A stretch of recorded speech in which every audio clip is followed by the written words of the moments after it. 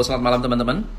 Malam ini malam yang seru karena kita akan ngobrol-ngobrol dengan orang yang memang sudah banyak sekali berkecimpung di dunia cryptocurrency, dan tentunya kita semua pengen belajar, bukan hanya belajar ini ya, bukan hanya belajar teori, tapi kita pengen belajar praktek. Ya, beliau adalah Pak Yohanes. Beliau adalah IT savvy, orangnya sangat backgroundnya IT ya, dan teman-teman nanti bisa ngobrol-ngobrol dengan beliau, tanya-tanya tentang cryptocurrency. Nah, teman-teman, saya mesti hidupkan dulu di Facebook.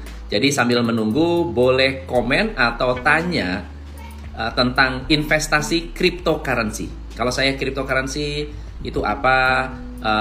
Bahaya atau tidak, bisa uangnya itu bisa hilang atau enggak, cara mengantisipasinya seperti apa. Nah, silakan Anda komen ya, sambil saya nyalakan dulu yang di Facebook dan YouTube. Oke, we are live.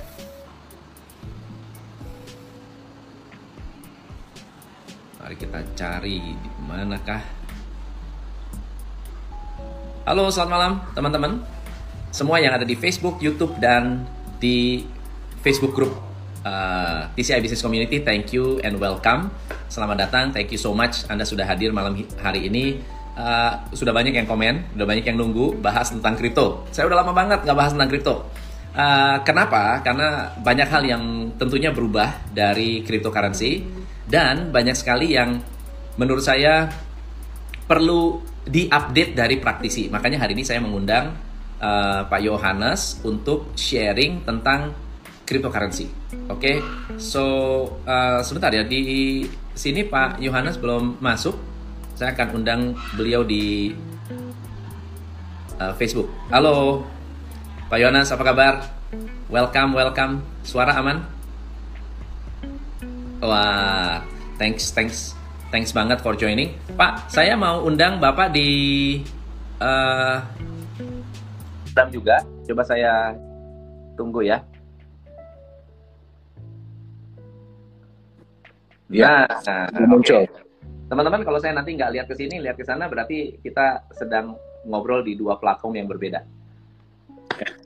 Sehat-sehat, Pak? Sehat, Coach. Puji Tuhan, sehat. Siap. Apa kegiatannya nih saat ini? Apa yang lagi sibuk ngapain? Biasa, Coach. Lagi terus berinovasi. Karena kalau di dunia IT kan nggak ada habis-habisnya ya. Jadi kita coba untuk eksplorasi hal-hal baru. Jadi saya kenal Pak Yohanes ini, beliau adalah praktisi yang juga sangat concern di dunia cryptocurrency.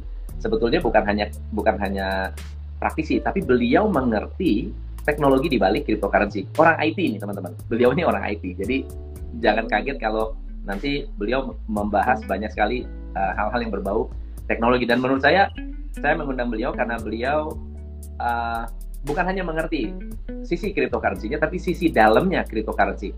Kenapa nggak kita explore bareng-bareng? Jadi buat teman-teman yang punya pertanyaan, mohon ditulis di komen. So, Pak Yohanes boleh cerita nggak sedikit tentang background Pak Yohanes, sejak kapan sih kenal dunia kripto? Oke, jadi memang saya pribadi mulai tertarik ya, Coach, untuk mempelajari tentang dunia blockchain, kemudian cryptocurrency ini dari sejak 2009. Jadi semenjak saya lihat ada white paper dari Bitcoin. Nah, jadi pada waktu itu kita sih masih mempelajari ya, jadi ini masih jadi pertanyaan, ini sebenarnya apa sih yang berusaha untuk dibuat.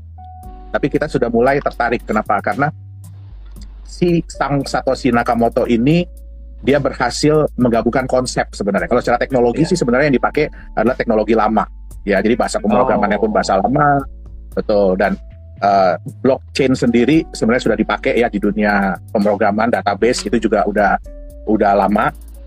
Nah, terus cara untuk membroadcast dari sistem itu pun juga menggunakan teknologi yang sudah lama. Nah, enkripsi kita juga udah kenal udah lama ya teknologi enkripsi. Tapi yang hebat adalah dia berhasil menggabungkan ketiga hal ini. Jadi teknologi blockchain, kemudian distributed ledger, sama enkripsi, hingga membuat sebuah sistem yang powerful. Ya, di mana sangat sulit untuk di-hack, ya. Terus kemudian juga semua orang bisa mengetahui ledger pembukuan, jadi nggak ada lagi yang ditutup-tutupin, ya kan? Dan semua itu transaksi bisa dilakukan tanpa ada mediator. Oke, saya supaya teman-teman nanti nggak lost ya. Kenapa penting dan kenapa powerful? Kenapa penting dan kenapa powerful blockchain ini? Oke, jadi kita tahu bahwa selama ini kan sistem finansial kita kan semuanya tercentralized ya. Ya. Jadi kita punya data keuangan itu kan tercentralized di sebuah bank. Nah, yang lebih besar dari bank kan ada bank sentral. Benar. Nah, terus ada lagi yang lebih besar lagi. Ya. Nah, dengan adanya teknologi ini kan sebenarnya ingin menciptakan, kita pengen nyoba nih sebenarnya. Bisa nggak sih kalau kita membuat sistem cash peer-to-peer, jadi peer-to-peer cash transfer system tanpa ada pihak ketiga. Ya, jadi tanpa ada sentral. Ya, nggak harus naruh di bank dulu gitu ya. Betul. Nah, jadi ini sebenarnya sebuah revolusi. Ya. Ya, kita tahu lah apa arti kata revolusi ya. Benar. Ya, jadi ini sebenarnya sebuah revolusi, betul. Ini sebuah revolusi. Mungkin juga makanya yang namanya Satoshi Nakamoto, dia nggak berani muncul. Kenapa? Karena pada saat itu kan dia juga nggak tahu nih sebenarnya responnya masyarakat bagaimana, responnya dari pemerintah bagaimana, kan dia juga masih belum tahu gitu loh. Jadi makanya ya lebih baik dia menjadi the man behind the screen lah. Right. Dan dia membuat teknologi ini secara open source supaya apa, nantinya kemudian hari dia tidak perlu involve pun ada orang-orang lain yang bisa mengembangkan dari teknologi ini. Oke. Jadi pada dasarnya si Bitcoin ini, Satoshi Nakamoto, dia menggagas Bitcoin, lalu kemudian teknologinya itu dibuka sedemikian rupa sehingga siapapun sebetulnya bisa menggunakan model apa tuh kalau di dunia teknologi apa tuh namanya? Ya, mengcopy kita sih bilangnya lebih ke open source ya. Jadi semua orang bisa mengakses, semua orang bisa bersama-sama mungkin memodifikasi, merubah. Nah, jadi kita sih lebih bilangnya open source. Oke. Nah, dari pengalaman, jadi cerita background IT-nya tuh di mana? Cerita background IT-nya tuh di mana? Ya, jadi memang kalau IT ini saya lebih ke hobi, coach. Ya, jadi lebih ke hobi. Nah, jadi dan terutama mulai saya dalami itu semenjak saya di Jerman. Oh, oke. Ya, jadi saya dalami ya kan di Jerman, terus kemudian pulang. Nah, tahun 2016 itu karena saya sudah tidak lagi bekerja di perusahaan yang konvensional ya kalau kita bilang ya mungkin. Ya, jadi saya mulai menekuni lah, mulai menggiatkan hobi IT ini. Oke. Jadi bikin perusahaan, ya. Oke. Nah, boleh tahu nggak kalau Bitcoin ini open source, berarti banyak orang yang bisa menciptakan aset kripto seperti Bitcoin, betul ya? Betul. Nah, Pak Yohanes bisa nggak bikin aset kripto? Kalau saya mau pesan ke Pak Yohanes bisa nggak kira-kira? Mau order? Sebenarnya sih hampir semua praktisi IT saya rasa bisa ya untuk membuat sistem seperti Bitcoin ini. Ya, jadi memang betul. Jadi memang tahun 2017 itu kita sendiri kan itu lagi heboh-hebohnya ya kripto ya. Iya. Jadi kita pada waktu itu juga banyak didekatin oleh kelompok orang atau perusahaan yang ingin membuat cryptocurrency, membuat crypto aset. Oke. Nah, ya. Saya agak sedikit lompat ya, Pak Yohanes ya, karena ada beberapa yang tanya, karena kita akan masuk ke karena backgroundnya itu IT, punya kemampuan untuk melihat aset kripto dari dalam, gitu kan ya. Kira-kira apa sih koin-koin yang bagus untuk kita invest? Atau ada nggak bukti bahwa kripto itu bisa bikin kaya? Itu pertanyaan. Oh, ada banget, Coach. Ada ya? Bisa. Kita bisa kaya dari aset kripto. Ya, tapi ya kita harus tahu dulu di apa yang ingin kita capai. Oke. Ya, apakah kita ini ingin mencari keuntungan jangka pendek atau jangka panjang? Ya. Nah, itu dia. Kalau jangka pendek ya biasanya kan kita bisa trading di aset kripto yang sudah ada di market. Ya. Ya, jadi kita trading. Tapi harus siap dengan volatilitas harga. Yang kita tahu kan volatilitas harga kripto aset itu kadang-kadang nyeremin. Benar. Ya, seringnya tuh nyeremin. Ya. Dalam waktu sekian detik, sekian menit, sekian jam bisa berubah dan naik turunnya itu tinggi banget. Ya. Ya. Tapi ya volatilitas ini bukan berarti negatif. Kalau bagi trader yang udah paham cara trading, wah ini menyenangkan ini, ya kan? Nah, tapi ya buat kebanyakan kan kita lihat sekarang ini mulai banyak orang yang ikut tren di aset kripto. I see. Nah, sayangnya volatilitas ini buat yang ikut-ikutan ini bisa berakibat negatif. Benar. Gitu dia. Nah, banyak banget yang mengalami kerugian karena tidak tahu cara melihat kripto mana yang bagus atau kripto mana yang bermasalah. By the way, teman-teman, supaya saya tidak salah, saya tidak merekomen apapun ya. Jadi kalau nanti saya menyebut menyebut nama-nama cryptocurrency, bukan berarti saya merekomen atau Pak Yohanes merekomen. Anda harus melakukan riset. Nah, teknik risetnya akan kita bahas sekarang nih. Gimana cara Anda bisa meresearch cryptocurrency mana yang bagus, cryptocurrency mana yang perlu diwaspadai. Karena bisa jadi tidak nipu sih, cuma harganya nggak naik-naik aja atau nggak liquid gitu. Ya. Bukannya menipu atau bukannya scam, meskipun ada yang scam, yang jelas-jelas scam, tetapi ada juga yang ya ternyata ide besarnya tidak bisa direalisasikan. Ya, ada orang yang pengen, misalnya contohnya ya sederhana deh, ada yang punya ambisi besar untuk membuat semua UKM bertransaksi menggunakan kriptonya, namanya TCI token, Top Coach Indonesia token gitu. Semuanya pakai token saya. Supaya apa? Supaya karena teknologi blockchain-nya ini bisa membantu teman-teman untuk membuat laporan keuangan dari transaksi. Nah, dari transaksi bisa keluar menjadi laporan keuangan. Tapi ternyata namanya cryptocurrency itu belum di ACC oleh OJK misalnya. Tidak di approve, tidak boleh dipakai sebagai alat transaksi. Nah, akhirnya semangat kita orang yang sudah membeli dan mendapatkan mendapatkan ide bagus tadi harus menunggu sampai OJK approve, bukan berarti scam. Nah, ini pertanyaan nih, kalau NFT bedanya apa dengan kripto? Sorry Coach? NFT. Oh, oke. Ya, NFT itu sebenarnya lebih ke arah hak kepemilikan dari sebuah aset, non-fungible token. Jadi sebenarnya sekarang ini lebih diarahkan kepada hak kepemilikan sebuah aset. Iya. Ya, jadi dia lebih terikat kepada sebuah aset sih Coach. Oke. Ya, seperti lukisan yang baru-baru ini kan ada lukisan yang sampai dibakar ya. Iya. Ya. Sampai dibakar untuk demi untuk demi bikin, wah ini the only one, jadi hak kepemilikannya dalam bentuk token digital gitu. Yang bagi saya pribadi sih sebenarnya sangat-sangat disayangkan ya. Bagi saya pribadi, karena itu kan sebuah nilai sejarah juga sebenarnya. Nilai sejarah karya ya. Betul. Nah, NFT itu, kalau NFT dengan kripto bedanya, maksud saya apakah menggunakan blockchain teknologi juga atau gimana? Iya, jadi sebenarnya mereka juga menggunakan blockchain teknologi. Oke. Ya, jadi bisa dilihat mungkin perpindahannya, ya kan, alur perpindahannya, terus bisa dilihat di tracing ini awalnya dari siapa ke siapa gitu. Tapi nggak kelihatan namanya ya Coach ya. Oke. Ya. Kalau Bitcoin kan jelas, dia adalah induknya dari kripto. Betul. Tapi kalau altcoin gimana Pak? Altcoin gimana cara kita memilih atau menilai sebuah kripto itu bisa bikin kita kaya atau enggak? Oke.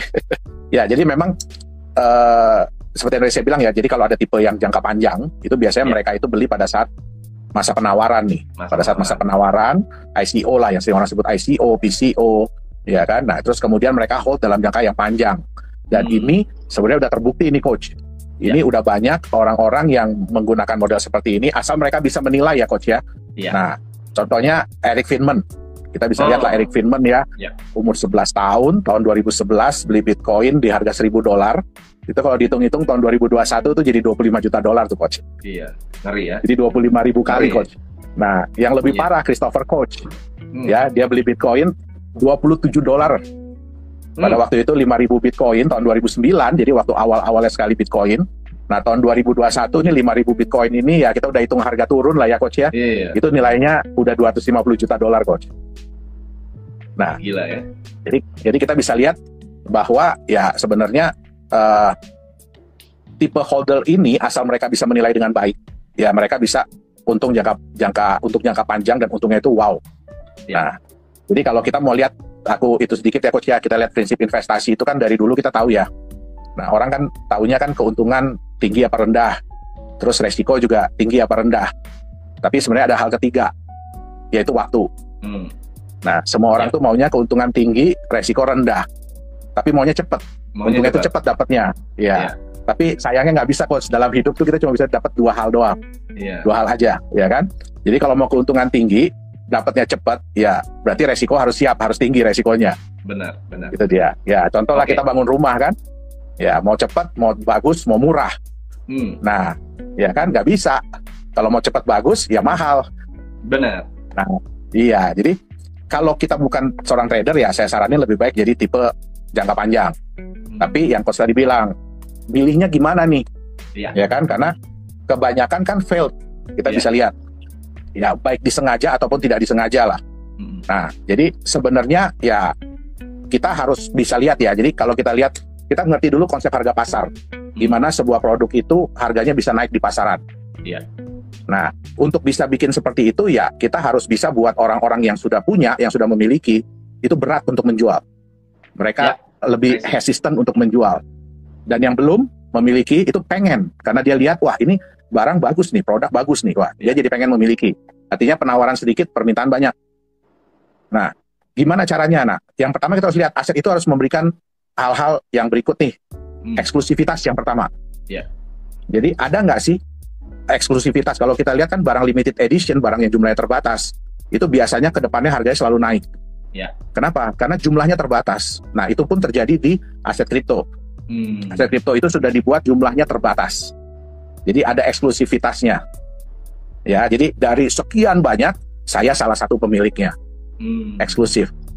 Nah, terus yang kedua harus ada benefit yang dirasakan. Dengan saya pegang aset ini, baik itu kripto ataupun aset biasa, harus ada benefitnya. Apa yang saya rasakan? Ya, contoh, ya mungkin ya pemirsa di sini ya, kalau beli rumah itu kan berharapnya kan ke depannya harganya naik. Nah, tapi selama menunggu harganya naik, ya bisa saya nikmatin sendiri untuk tinggal atau saya sewakan. Nah, jadi harus ada benefit yang dirasakan. Kalau nggak ada benefit yang dirasakan, ya udah, begitu harga jatuh, mereka langsung jual. Kenapa? Karena mereka nggak ngelihat ini saya pegang barang ini untuk apa. Benar. Nah, terus utilitas ini penting, utilitas. Jadi semakin aset itu dipakai banyak orang untuk hal sesuatu, ya berarti kan permintaan akan naik, permintaan akan semakin tinggi. Ya, nah, tapi utilitas ini harus dilihat. Jadi gini, banyak yang sudah bilang bahwa oh nanti kita akan dipakai untuk ini, untuk ini, untuk ini, untuk ini, tapi belum bisa dibuktikan. Contoh yang coach bilang tadi, sorry coach ya, ya mudah-mudahan nanti TCI bisa punya token ya. Nah, nanti bisa dipakai tuh. Iya, bisa dipakai untuk apa? Untuk ikut coaching, mungkin dapat diskon. Ya, nggak boleh coach. Buat apa? Pembayaran nggak boleh coach ya. Buat transaksi nggak boleh ya. Tapi mungkin bisa untuk mendapatkan diskon. Ya kan, bisa untuk dapat untuk dapat special offer atau dapat tambahan paket atau lain-lain, ya kan. Nah, tapi utilitasnya harus dilihat. Ya, utilitas ini kan diharapkan dari sebuah aset kripto itu kan ujung-ujungnya adalah untuk pembayaran. Betul. Nah, tapi ini sangat penting kalau orang belum melihat eksklusivitas sama benefit ini, ya kan, tentu saja mereka kan panic selling atau panic buying. Kalau harga naik, harga turun. Nah, semakin mereka panic selling dan panic buying, itu yang membuat volatilitas kan semakin tinggi, coach. Karena adanya panic selling dan panic buying, ya kan? Nah, kalau kripto itu memang orang bisa melihat eksklusivitasnya, benefitnya, ya kan, orang akan lebih berat untuk menjual, dan yang belum punya pengen membeli. Jadi itu harga pasti akan lebih stabil dan kecenderungannya pasti akan meningkat karena orang semakin lama akan ngelihat benefit apa yang saya dapatkan. Nah, otomatis utilitas itu pasti akan terbentuk dengan sendirinya. Contoh custom misalkan ada yang mau bayar custom, saya mau ikut training custom, mungkin bukan di Indonesia ya, mungkin di negara lain, saya mau bayar pakai Bitcoin custom, ya kan, atau bayar pakai Ethereum atau bayar yang lain. Begitu custom terima hari ini mungkin ya anggaplah kita bilang 700 juta ya. Iya. Nah, tapi kan bisa terjadi dalam waktu sekian jam mungkin turun nih jadi 650 juta. Nah, hancur. Jadi hancur kan? Nah, custom kan agak sedih juga ya. Iya. Belum sempat jual, belum sempat apa, harganya udah jatuh. Nah, kita bisa bayangkan kalau ini terjadi di dunia industri, di mana ada pihak ketiga, ada supplier, ada yang lain-lain. Nah, belum tentu mereka mau menerima itu. Iya. Jadi, memang harus pembuktian dulu dari sebuah aset kripto itu, dia bisa menciptakan harga yang stabil. Bukan berarti nggak bisa naik turun ya, apapun bisa naik turun. Tapi lebih stabil dengan kecenderungannya meningkat. Nah, ini pasti akan membuat utilitas. Nah, yang terakhir, yang lebih penting itu adalah global acceptance. Ini yang penting nih, Coach. Iya. Ya. Harus bisa diterima oleh orang banyak. Maksudnya apa? Kita paling gampang gini, Coach. Kita pelajari aja konsep bisnis mereka. Kita pelajari white paper mereka. Kalau kita mudah mengerti konsep yang mereka jabarkan, semakin mudah kita mengerti, semakin kita merasa bahwa ini masuk di akal, berarti semakin banyak orang akan menilai hal yang sama. Berarti akan semakin banyak orang yang, oke, ini make sense, ini masuk di akal, oke, boleh deh, ya kan? Nah, karena apa? Di dunia aset kripto juga harus hati-hati, Coach. Karena apa? Karena ada yang namanya, if you cannot convince people, confuse them. Kalau kamu nggak bisa ngeyakinin orang, bikin mereka bingung. Nah, kebanyakan apa? Ngomongin aja teknologinya semua. Benar. Padahal yang ngerti teknologi kan juga nggak banyak, Coach. Ya kan? Nah, jadi itu dia, itu yang harus hati-hati. Jadi pelajari mereka punya konsep bisnis. Keren. Ada pertanyaan bagus nih. Kalau Bitcoin utilitasnya apa ya? Ya, kalau Bitcoin itu memang karena yang tadi Coach ya, dia udah mother of coin. Mungkin bukan mother malah ya, udah grandmother of coin, of crypto asset. Ya, jadi sebenarnya sekarang ini sudah mulai banyak dipakai untuk alat pembayaran. Ya, sudah banyak dipakai untuk transaksi. Sudah mulai banyak orang yang mulai menyimpan untuk menjaga nilai, long term asset, untuk sebagai aset, betul, untuk long term asset. Nah, kalau Bitcoin ya kita udah bisa bilang itu adalah proven ya. Kenapa? Karena dia sudah berjalan dengan waktu, ya kan? Dia juga yang pertama. Ya, jadi relatively lebih aman. Tapi bukan berarti dia tidak bisa tidak bisa dimanipulasi oleh market. Ya. Ini juga bagus nih. Kita tahu ya, Coach ya. Ada analogi yang bagus nih dari AC889. Kalau ke tempat permainan game anak-anak ya. Rupiah nggak berlaku, Pak. Betul, token. Betul nggak? Dia beli token. Istilahnya koin. Ya itu kan koin. Betul. Koin dipakai dan tidak bisa ditransaksikan kecuali koin itu dicairkan kembali menjadi rupiah. Jadi rupiahnya nggak berlaku. Betul. Itu adalah itu utility. Utilitas. Nah, teman-teman, itu adalah utilitas. Betul. Nah, aku mau nanya soal kalau di luar sana kan banyak nih altcoin. Altcoin mana yang memenuhi persyaratan tadi? Sangat eksklusif, punya utilitas, ada benefit, kemudian bisa diterima oleh masyarakat banyak. Sebenarnya sih ada, Coach, beberapa ya. Ada sebenarnya beberapa. Tapi ya kembali lagi banyak yang belum terbukti dari mereka punya utilitasnya.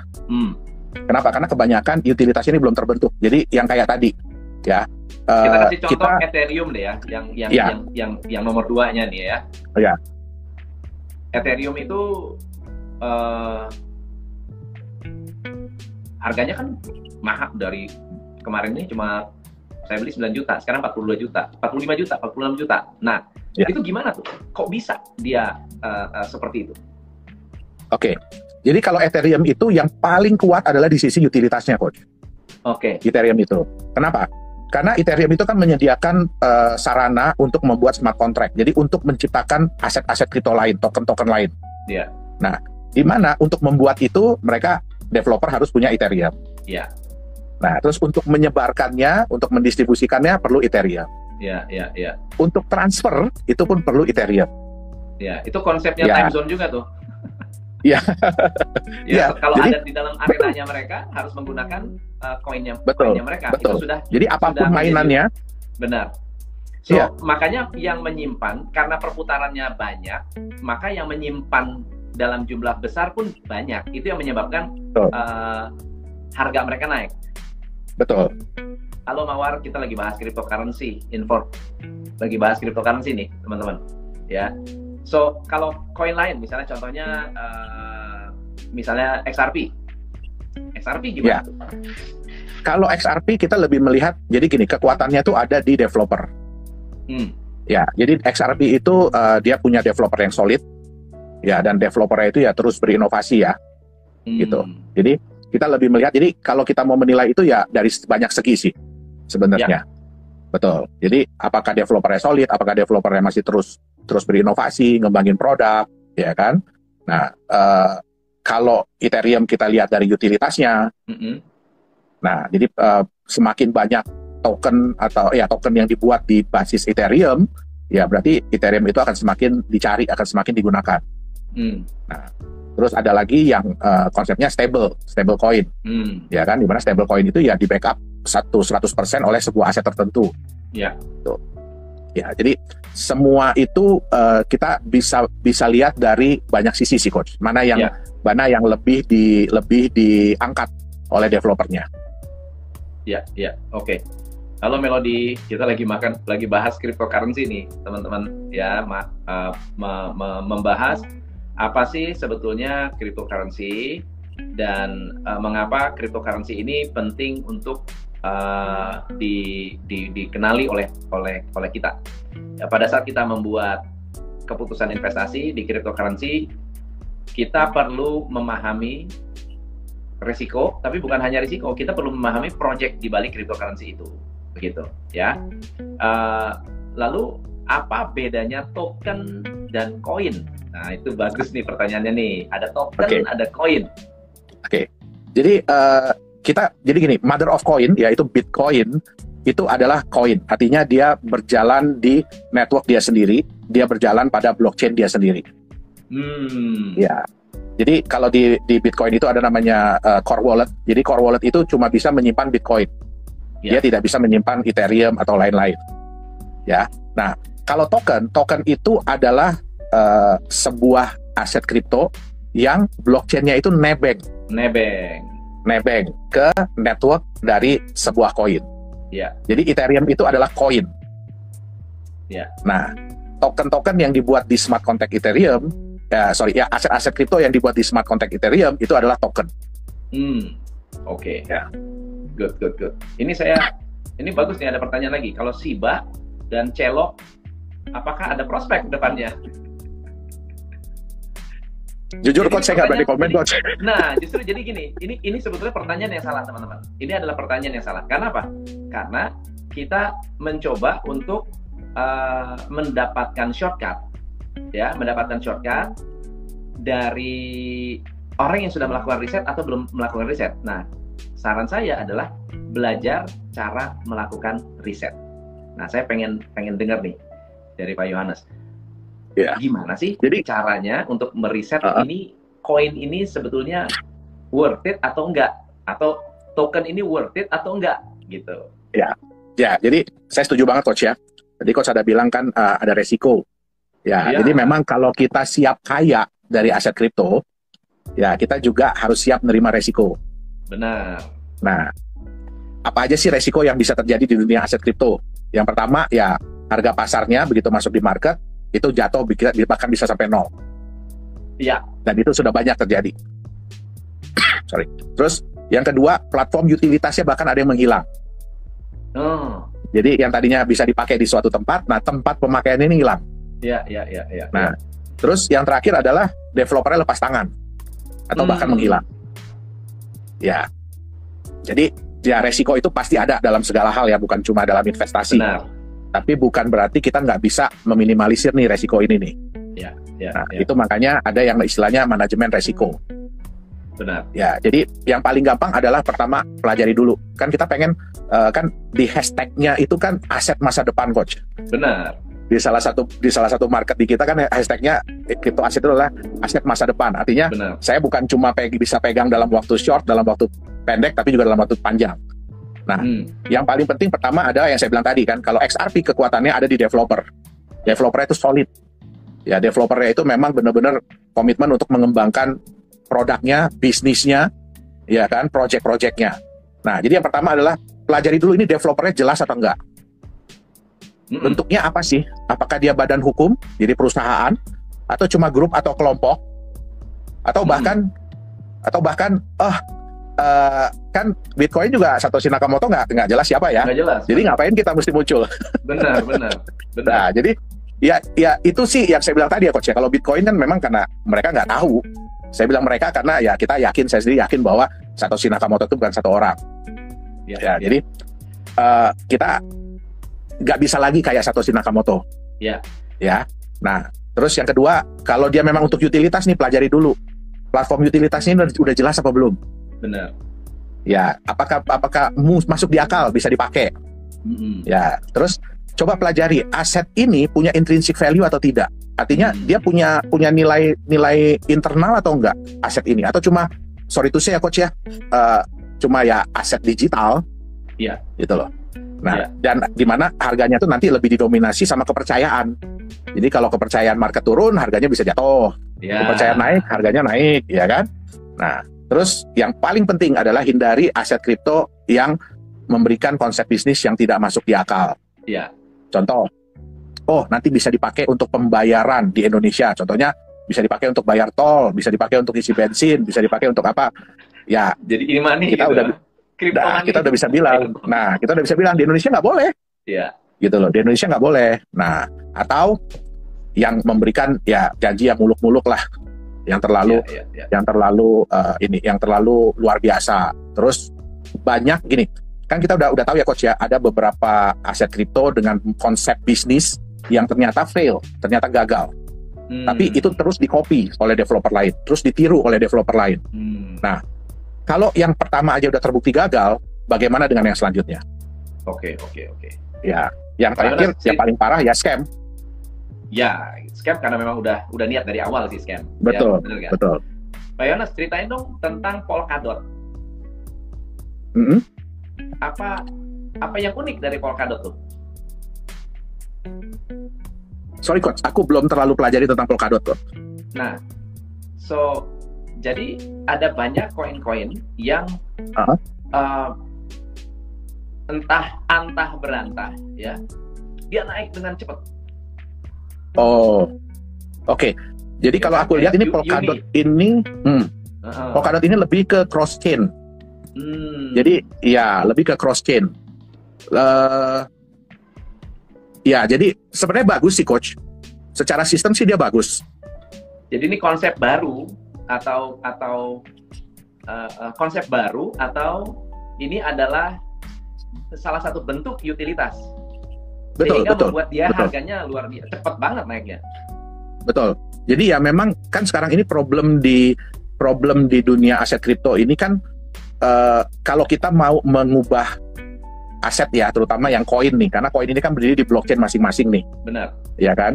Dia berdiri di blockchain masing-masing. Nah, salah satu problemnya adalah kan kalau kita mau merubah, mau bertransaksi, itu kan harus lewat exchanger, harus lewat market. Nah, beberapa orang tuh agak mengkhawatirkan market ini. Kenapa? Karena kita sering dengar ya, kita dengar beberapa kali kan market di-hack, market di apa gitu. Jadi muncullah inisiatif untuk bikin cross-chain ini. Jadi bagaimana sebuah aset kripto yang berbeda blockchain-nya bisa saling ditukarkan. Itu dia. Jadi makanya gini, konsep itu penting. Exchange-nya kripto gitu ya? Betul. Jadi cross-chain itu teman-teman seperti apa namanya, kayak money changer. Karena dia bisa cross blockchain, sehingga bisa mengoperasikan networknya blockchain di dalam networknya Polkadot gitu ya? Betul. Oke. Ya makanya jadi ya kalau saya pakai sendiri Utilitasnya saya tinggi. nggak mampu. Saya ya udah pakai Polkadot, dia bisa pakai begitu banyak.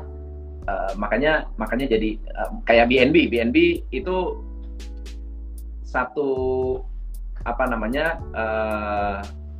satu aset kripto yang dimiliki oleh exchange, ya exchanger gitu. Ya. Jadi dia udah menyediakan utility-nya nanti di mana?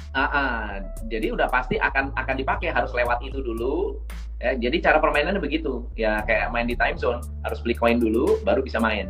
Kayak BNB, ya BNB dulu baru bisa main. Ini yang akan apa namanya? Itu yang akan membuat koin itu menjadi ada utilitasnya. So, teman-teman, ini ada pertanyaan nggak? Ada pertanyaan nggak? So, tadi ada penjelasan banyak mengenai cara teman-teman melihat, meriset, kemudian memahami. Berarti harus ada common sense-nya kita. Kita harus punya kayak apa ya? Logis atau tidak logis. Itu yang penting. Nah, banyak orang yang kaya juga dari ICO sebenarnya. Nggak sedikit juga loh. Orang yang kaya dari ICO, tapi dia pintar. Dia masuknya kapan, keluarnya kapan. Cuma kan kan ada orang yang strategi investasinya, dia beli 100 koin, dia nunggu mana yang hancur, mana yang naik, kan gitu. Siapa tahu. Ya, mudah-mudahan sih jangan kayak gitu, Coach. Mudah-mudahan sih jangan kayak gitu ya. Iya. Kayak Bitcoin gitu kan.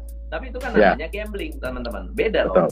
Kalau kita tahu aset mana, misal contohnya, ini saya ya, bukan merekomendasi, sekali lagi ya, ini bukan merekomendasi. Tetapi kalau saya modelnya adalah dollar cost averaging. Naik atau turun, tetap beli. Naik atau turun, tetap beli. Itu guide strategi saya. Oke, walaupun tetap saya ada baca analitik dulu, saya tetap baca grafik, tetap saya nggak sembarangan gitu ya. Kapan nih waktunya nih? Hari ini sekarang saya lagi nabung, misalnya Ethereum, Bitcoin, BNB, ya nabung. Karena apa? Karena saya tahu dan mengerti di masa depan akan seperti apa. Itu bayangan saya. Bisa salah, betul nggak ya? Bisa salah. Kayak Bitcoin saya sudah punya trust yang cukup tinggi dan saya tahu persis utilitasnya untuk apa saja, dan sudah kelihatan. Kalau misalnya Ethereum utilitasnya buat apa? Ya lihat aja berapa banyak token yang pakai, udah gampang. Gitu kan? Dan lihat token-token yang menggunakan Ethereum naik atau enggak harganya. Udah gitu aja, simple. Ada juga sama, ya kan? Atau mungkin ada yang lain, ya silahkan Anda riset sendiri. Tapi hal-hal itu sifatnya terbuka. Artinya Anda bisa riset di tempat-tempat manapun Anda bisa lakukan riset gitu. Dan sifatnya sudah udah banyak banget. Anda mau cari informasi di YouTube bisa gitu. Nah, ada pertanyaan bagus nih. Untuk analisa dari mana saja sumbernya? Untuk analisa dari mana saja sumbernya? Kalau kita menganalisa satu kripto. Ya, yang paling penting sih white paper-nya, Coach. White paper, saya setuju. Yang paling penting white paper-nya.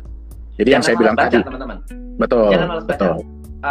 White paper, di dalam white paper itu, kalau Anda baca ulang-ulang, kalau nggak ngerti ulang-ulang, kita bakal menemukan begitu banyak informasi yang sifatnya logis atau tidak logis. Ambil satu contoh. Ada sebuah platform, ada sebuah cryptocurrency yang katanya akan menjadi alat transaksi untuk beli kopi. Bisa nanti tuh kita ke Starbucks beli kopi pakai mesin edisi. Jadi ada mesin edisinya. Jadi Anda bisa gunakan handphone Anda, tap, kepotong tuh poinnya. Oke? Lalu kemudian pertanyaan saya adalah, bagus apa enggak? Idenya bagus nggak? Kita nggak bicara soal utilitas sudah dipakai atau belum. Ini belum ada belum ada barangnya nih. Idenya bagus nggak? Bagus banget. Kenapa? Berapa jumlah coffee shop di Indonesia? Kalau di Indonesia, kalau di dunia berapa? Terus kalau satu orang pegang koin tersebut, ada berapa banyak penduduk dunia? Ya, kalau dihitung-hitung seperti itu kesannya logis. Tapi kemudian kita bertanya, apakah coffee shop diperbolehkan membayar menggunakan koin tersebut atau menggunakan cryptocurrency. Apalagi nama cryptocurrency sudah apa ya, menjadi sebuah momok buat perbankan, teman-teman. Bank itu takut sekali dengan cryptocurrency. Kenapa? Karena peer-to-peer sistemnya membuat kita tidak membutuhkan bank. Saya di Australia ada properti, dan waktu itu kita lagi mau renovasi properti, ngobrol-ngobrol sama agent properti di sana, di Australia. Mereka cerita, wah gila ya, waktu China belum ban Bitcoin, exchanger di China kan Bitcoin lagi di beberapa kali disikat tuh, ya, disikat. Nah, waktu belum di ban, apa yang terjadi begini? Orang beli Bitcoin di China, lalu kemudian beli propertinya pakai Bitcoin di Australia. Coba Anda bayangkan, satu, transaksinya murah banget, ya, biaya transfernya murah, bener nggak? Peer to peer, tidak lewat bank sentral, nggak tahu harus bayar pajak apa enggak, ya kan? Namanya siapa? Tidak ada tidak ada data tidak bisa sama di-trace. sekali, ya, nggak ada nama. Ya. Nah, akhirnya apa? Mulai bingung nih, kok bisa ya uang berpindah dengan sangat mudah? Itu bahayanya kalau nggak ada pengawasan dari bank sentral. Tiba-tiba kok orang kayak mendadak, duitnya dari mana? Dicari tahu, oh ternyata jual properti, uangnya dari mana? Bitcoin. Nah, udah, gitu kan? Belum lagi yang kalau itu yang legal bisa ketahuan, yang ilegal gimana? Barang-barang ilegal. Ya, money laundry gimana?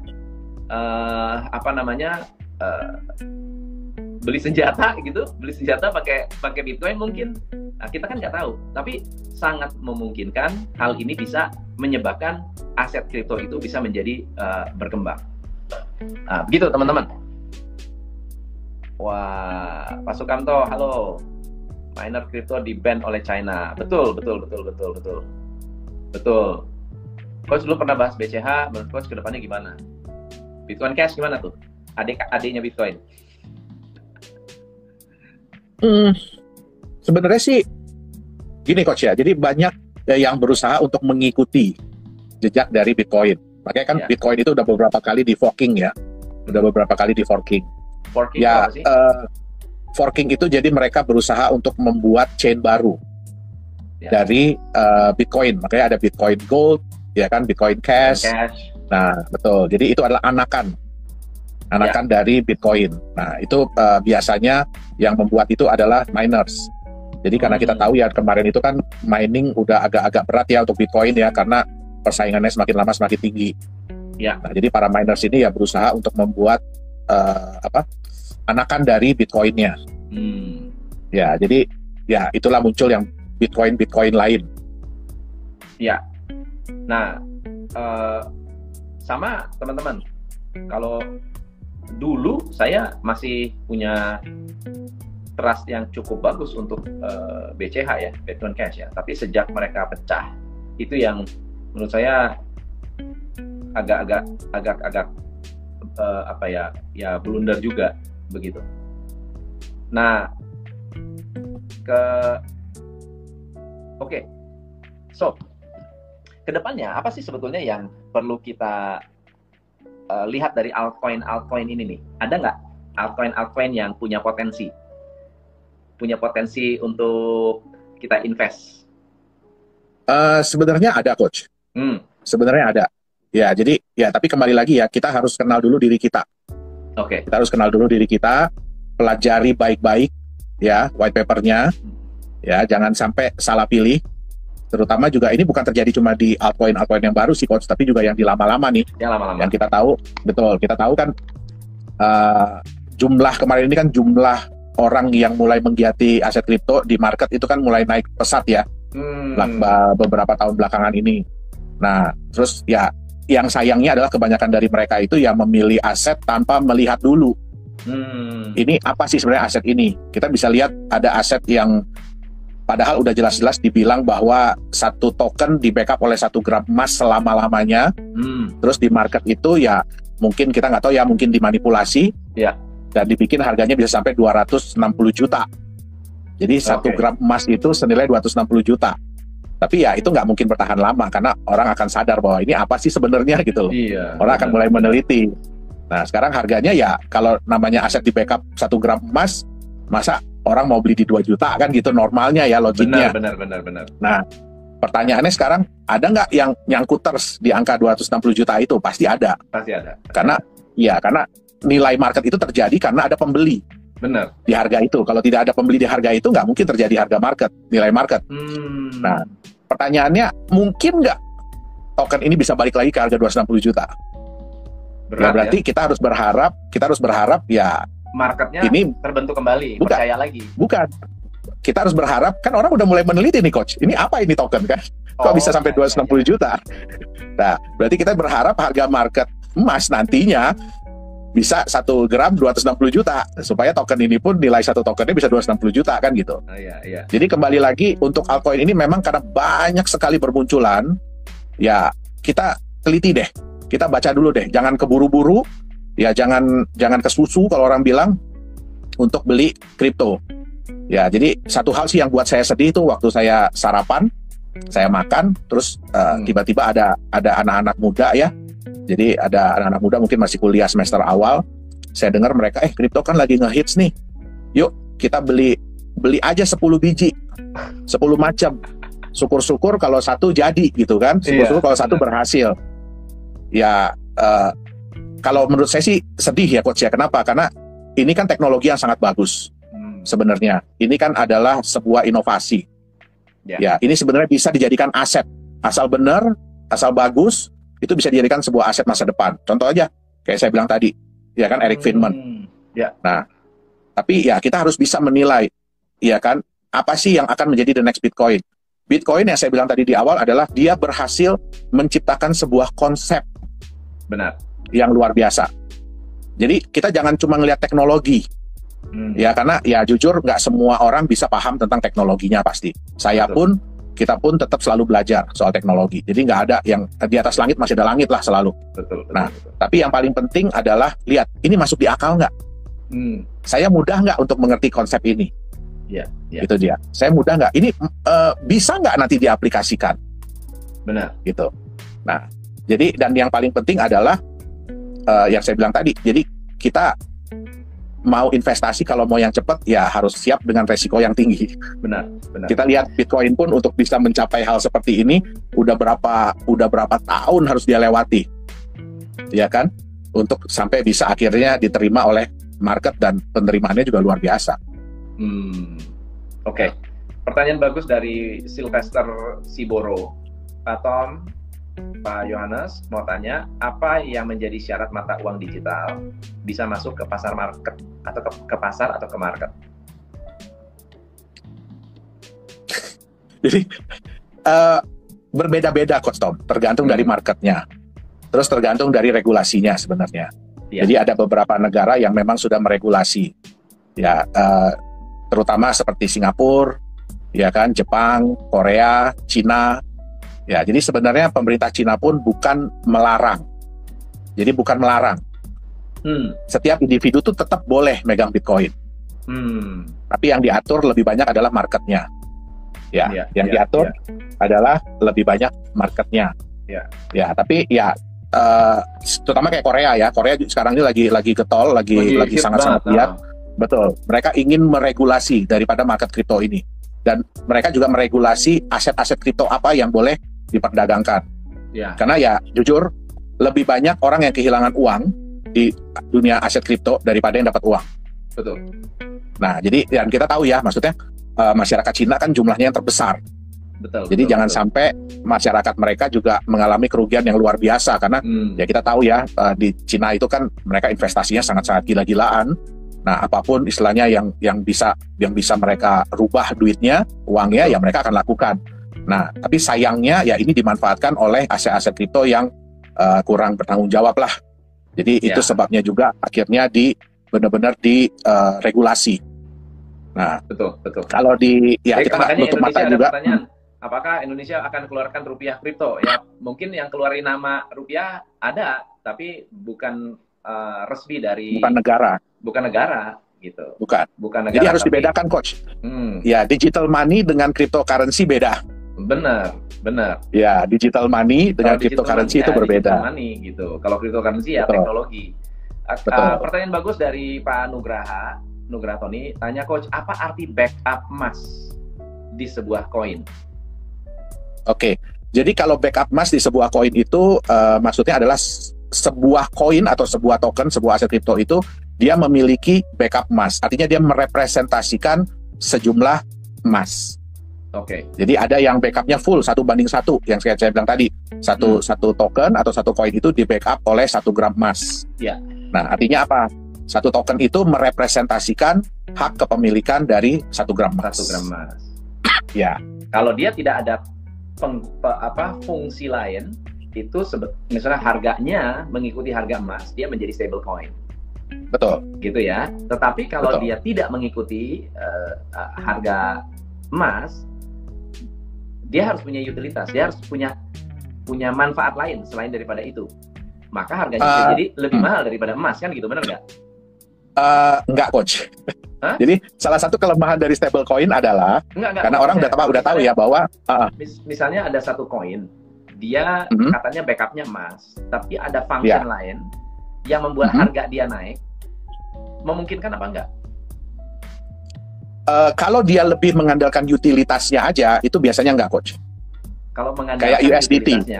Kayak USDT. Ya. Betul. USDT itu kan banyak sekarang digunakan untuk sebenarnya lebih banyak digunakan untuk pindah exchanger sebenarnya. Jadi kayak kita bermain di Binance. Binance kan di luar negeri. Nah, sekarang bagaimana caranya kita memindahkan keuntungan kita ke Indonesia? Nah, itu biasanya menggunakan USDT. Kenapa? Kalau saya pakai Bitcoin juga kan pada saat pindah saya nggak tahu nih harganya masih sama apa enggak. Betul. Jadi mereka menggunakan USDT yang lebih stabil. Jadi sebenarnya koin-koin stabil itu dibuat untuk mengurangi resiko pada saat perpindahan. Nah, yang bisa mungkin menambah nilai kalau dia bisa memberikan benefit tambahan. Jadi selain daripada emas, dia bisa memberikan benefit tambahan. Contoh, emasnya nggak segitu-segitu aja tuh, tapi bisa nambah. Bertambah, ya. Bisa bertambah. Atau ada benefit lain yang didapatkan oleh pemegang. Nah, itu bisa menciptakan harga market yang jauh lebih tinggi. Ya. Ini pertanyaan bagus nih, Pak Ian Makmur nih. Pak Tom kan tadinya ada koin yang di backup oleh emas, tapi apakah ada koin yang di backup emas, tapi emasnya bisa bertambah? Nah, itu tadi benefit itu ya. Yang membuat emasnya bisa bertambah. Betul. Berarti ada reason kenapa harganya naik atau kenapa jadi aset itu menjadi valuable. Kenapa orang nggak percaya Bitcoin? Karena kan nggak bisa lihat, nggak tahu. Kalau yang ngerti teknologi mungkin bisa mengerti. Wah, ini powerful banget nih, susah dihack gitu ya. Nggak bisa kita nggak bisa ganti angka, nggak sembarangan gitu. Harus dikonfirm ke sekian banyak network, value-nya harus disetujui, harus disetujui oleh para miners. Kalau enggak ya nggak bisa. Nah, akhirnya membuat Bitcoin itu solid begitu ya, solid udah autopilot ya. Kalau mining di Ethereum masih untung nggak? Sebenarnya sih masih, Coach. Masih ya? Sebenarnya sih masih. Karena ya jujur juga agak menurun ya sekarang ya. Jadi mining power di Bitcoin, di Ethereum itu agak menurun. Jadi persaingan agak sedikit menurun. Gitu ya. Jadi sebenarnya dan terutama harganya lagi bagus. Iya. Ya, saya sendiri juga mining dari sejak 2011 Bitcoin. Ya, jadi harganya lagi bagus.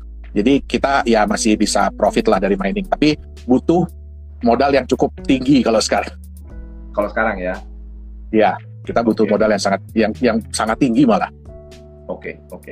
Ya. Teman-teman, luar biasa. Pak Yonas, thank you banget. Banyak banget insight-nya. By the way, nanti kita boleh nih bahas tentang ciri-ciri ICO scam ya, karena kita belum sempat ngobrol tadi itu. Boleh. Apa sih sebetulnya yang membuat ICO itu bisa dikatakan scam, dan next time mungkin kita kayaknya bagus kalau kita bikin podcast kali Pak ya. Boleh Coach. Boleh ya. Dengan senang hati. Kita ngobrol-ngobrol langsung ngobrolin soal yang lebih apa ya, lebih banyak, lebih tajam dan mendalam. Lebih tajam dan lebih dalam. Dan thank you banget hari ini sudah mau diundang di Instagram live kita, dan thank you banget buat teman-teman yang hari ini sudah hadir, sudah mendukung, banyak komen, peminat kripto ternyata luar biasa banyak. Lain kali kita ngobrol-ngobrol lagi lebih jauh tentang cryptocurrency, dan siapa tahu kita bisa bahas tentang cara jadi miner ya. Nextnya ya, kita bisa sharing berapa budgetnya atau potensi keuntungannya seperti apa. Kayaknya boleh tuh Pak Yohanes yang sudah berkecimpung di dunia itu. Oke. So semuanya thank you banget. Pak Yohanes Chandra adalah CEO Nagaya. Silakan Anda bisa research tentang cryptocurrency, tentang perkembangan cryptocurrency, ataupun tentang bagaimana caranya Anda bisa melakukan investasi dengan tepat sasaran. Jadi kita udah banyak sekali belajar tentang cara melakukan risetnya. So thank you so much Pak Yohanes. Terima kasih banyak Coach. Teman-teman yang tertarik dengan cryptocurrency atau pengen invest di cryptocurrency untuk masa depan? Ya, jadi yang saya tadi bilang bahwa kita harus menjadi smart investor di dunia cryptocurrency. Bukan berarti kita bukan berarti terus dunia cryptocurrency itu kejam atau apa. Tapi ya kalau kita memahami, kita bisa membaca, kita bisa mengerti tentang konsep sebuah kripto, kita bisa lihat keunggulannya apa. Nah, terus ya yang paling penting adalah pakai sense, make sense. Jadi kita harus pakai, betul, kita harus, kalau kita mengerti, baru kita ikut berkecimpung. Jadi jangan cuma ikut berkecimpung karena ngelihat tren, ya kan, ngelihat wah ini lagi heboh cryptocurrency, tapi kita nggak tahu apa-apa. Nah, terus ya kita mau jadikan aset kripto ini aset masa depan. Ya. Jadi tolong jangan dijadikan sebagai aset spekulasi. Nah, saya setuju banget. Ya,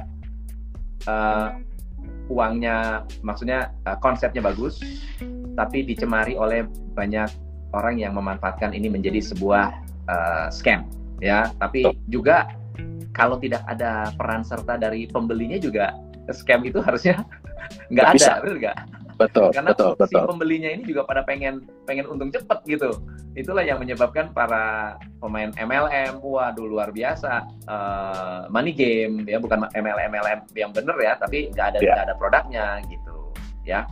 So thank you sekali, makasih banyak teman-teman yang ada di Instagram. Thank you banget Coach Tom. Thank you. Saya langsung thank you semuanya. Di TV buat yang mau lihat reviewnya. Thank you so much. Good job.